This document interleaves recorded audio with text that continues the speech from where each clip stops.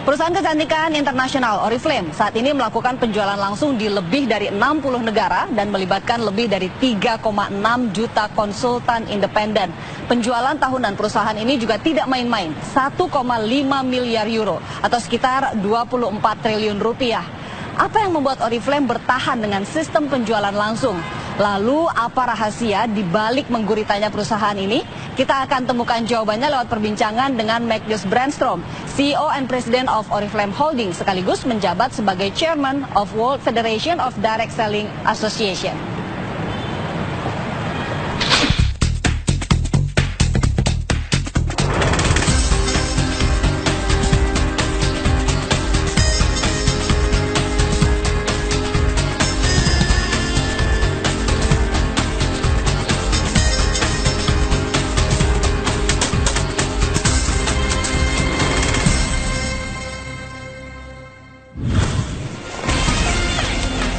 Saat ini dunia mengalami transformasi digital, termasuk dalam sektor perdagangan. E-commerce semakin diminati. Jumlah pemain e-commerce terus bermunculan dan nilai transaksinya pun semakin meroket. Namun yang menarik, penjualan retail melalui metode direct selling atau penjualan langsung tidak kehilangan pangsa pasar. Transaksi penjualan langsung secara global pada 2016 tercatat sebesar 182,6 miliar dolar Amerika atau sekitar 2.446 triliun rupiah. Kontribusi terbesarnya datang dari kawasan Asia Pasifik yang menyumbang 46% penjualan global, Amerika Serikat 33%, Eropa 20%. Di Indonesia penjualan langsung termasuk salah satu industri yang prospektif.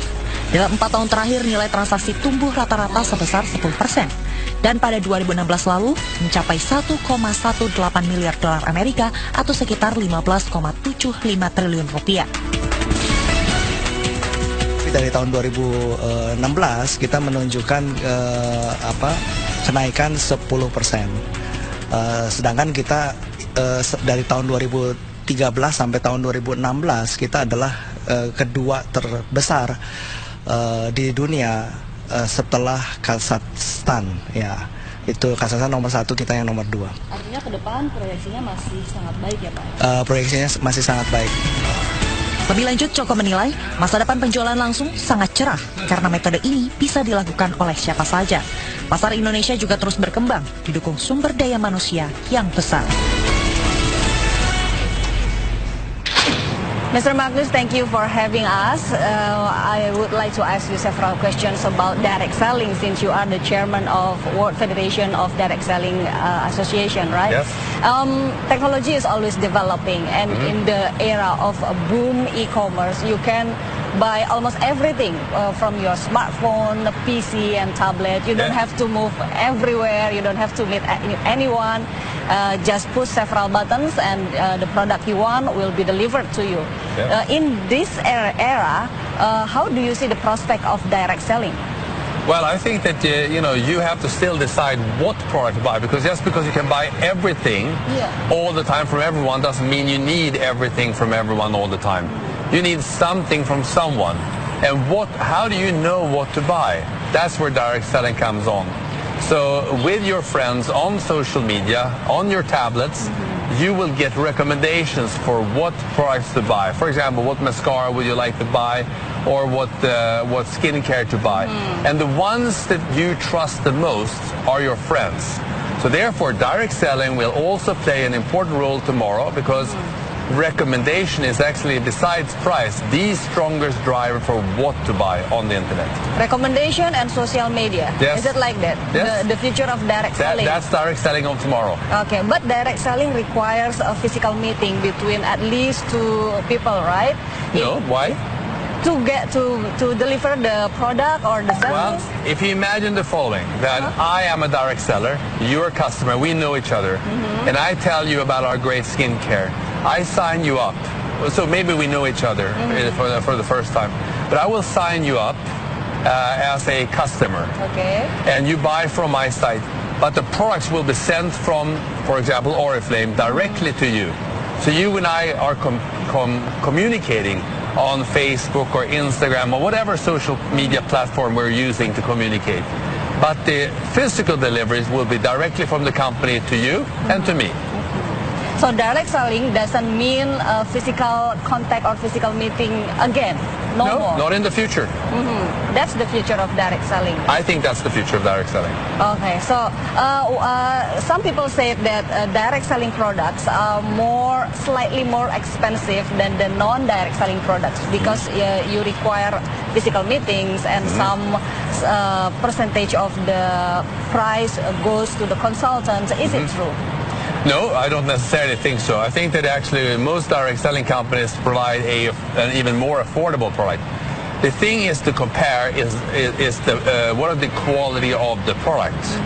And if you compare in the old days, we have the wholesalers, we have the retailers, and instead of having wholesalers, retailers, and a large amount of advertising on TV, that money we are instead giving to the direct sellers. So actually there is no difference in terms of that the direct selling product should be more expensive because of the direct selling method. It should more likely be cheaper. But let's speak at least that it's the same, then one should look at the quality of the product. Okay, so I would like to ask you more questions about direct selling in Indonesia, but we have to take a break and we will continue this discussion. Pemirsa, jangan kemana-mana, perbincangan saya dengan Mr. Magnus Brandstrom akan dilanjutkan sesaat lagi.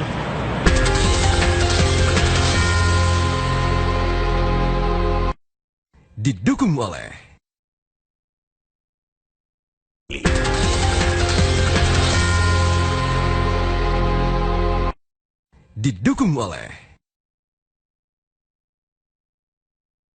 Anda kembali menyaksikan Top Eksekutif pemirsa. Saya akan lanjutkan perbincangan dengan Magnus Brandstrom, CEO and President of Oriflame Holdings, sekaligus menjabat sebagai Chairman of World Federation of Direct Selling Association. Mr. Magnus, so compared to other countries, how does we Indonesian respond to direct selling? Is it good? Very good, very good. I think that I have always found Indonesia to be very positive, very social. And that's to a large extent what direct selling is all about. So Indonesia has always been a very good direct selling environment. And of course, the economic level of Indonesia is not where it will be yet, but it's growing. And so I'm feel very comfortable about the growth of Indonesia going forward. The Asia Pacific contribution is around 46% in direct selling. Yes. How big is Indonesian contribution? It's actually only 0.6% of the total contribution. So obviously we can see that the Indonesian opportunity for the future is tremendous. It's the fourth largest country in the world, and it's still not on the top 10 list of direct sellers. So the growth of Indonesia will be faster than the world on average. Okay, so you are also the CEO and President of Oriflame Holdings, a multinational company who use the direct selling system and who has been operating in Indonesia since 30. It has been 30 years. Yeah, more than 30 years. Yes. Okay, how big is Indonesia contribution to Oriflame? Indonesia is one of the top 5 countries of the Oriflame world, so it's one of the most important countries. It has been growing incredible during the last 20 years. The first 10 years were a struggle. The last 20 years has been fantastic.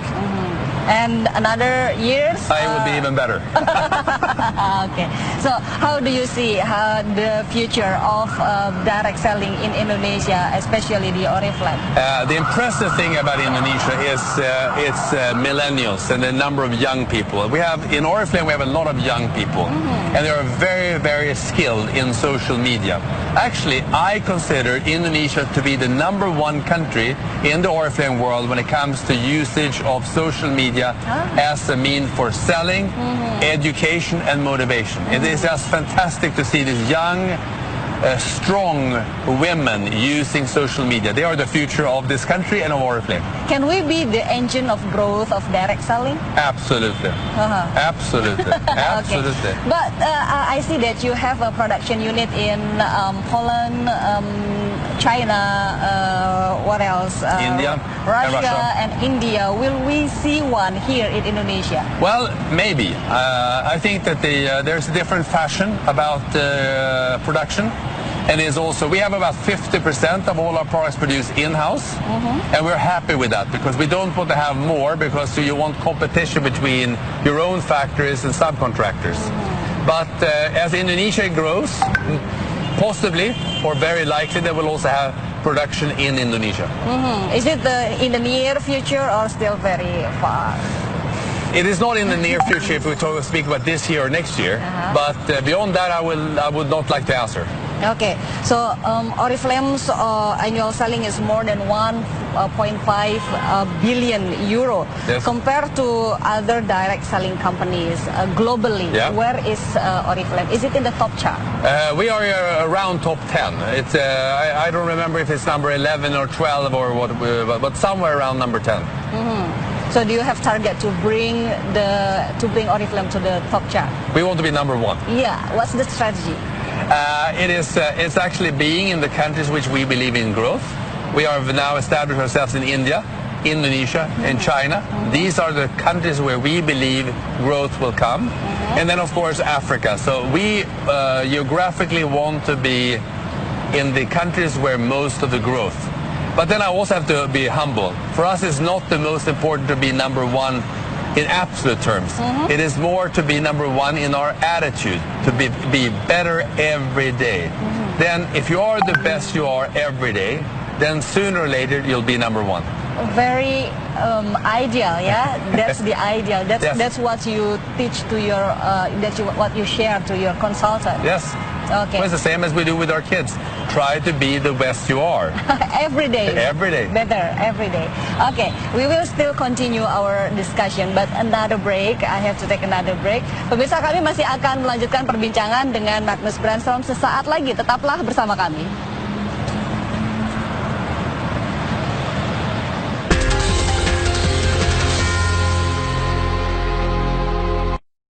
Didukung oleh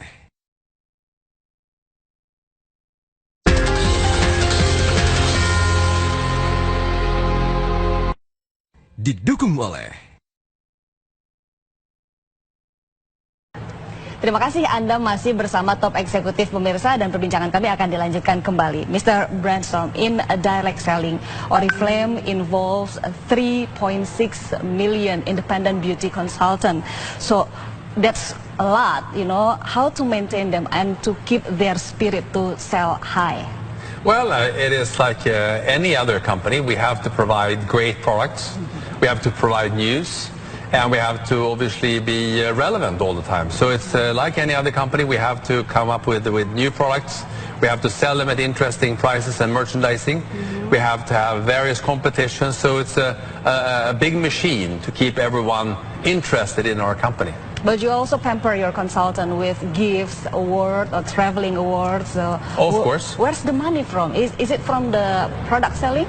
Yes, of course it is. So I mean, when other companies are putting their money into TV advertising, we put a lot less on TV and we put a lot more on our consultants. And part of the remuneration to consultants are trips and travel abroad, because it's very inspiring for them to see the world. So does it mean that there are certain percentage of your product back to the consultant, the pampering of your consultant? Absolutely. Yeah, but instead of advertising in TV, you choose a very famous person and using catalogs. Yes. Doesn't it cost you some money too? Yes, absolutely. Our profitability and the retail company's profitability is about the same. So it's just that instead of putting money into TV advertising, which is more expensive. Which is very expensive. We put money into the consultants, to ordinary people's opportunity to fulfill their dreams, to go for a better life. So you sell dreams? We sell dreams. And lots of people buying it. Well, I think so. I think there's people would like, everyone has a dream, and everyone would like to be, or very many people would like to be the masters of their own life. And by working with Oriflame, you actually become more the master of your life, and you're not so dependent on the outside world, and I think that's something that people long for, especially in times like this. Okay. If we are looking for Oriflame's numbers are very awesome.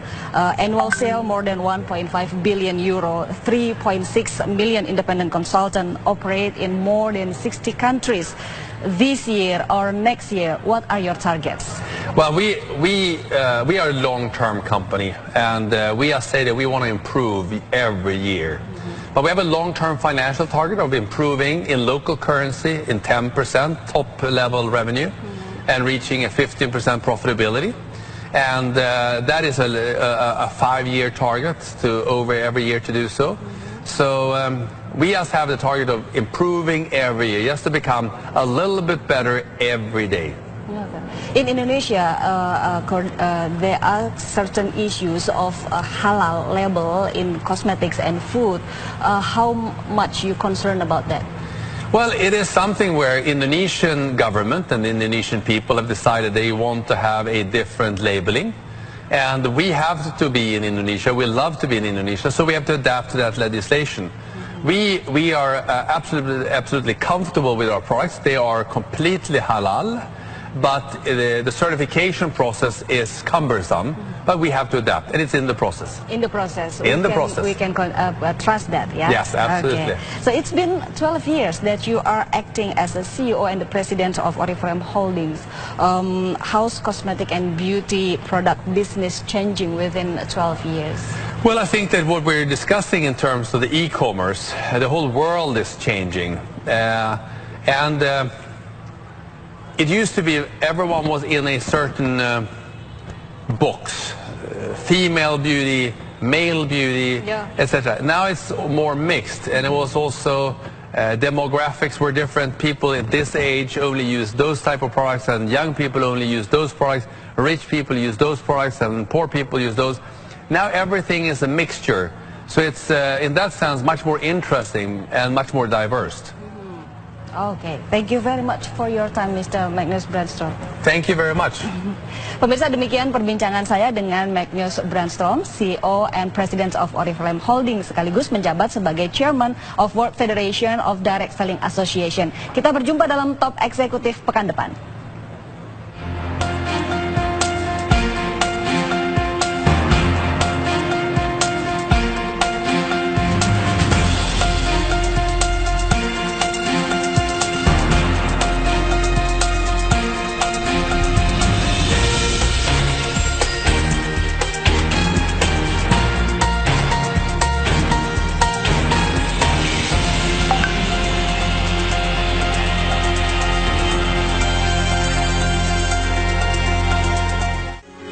Metro TV, knowledge to elevate.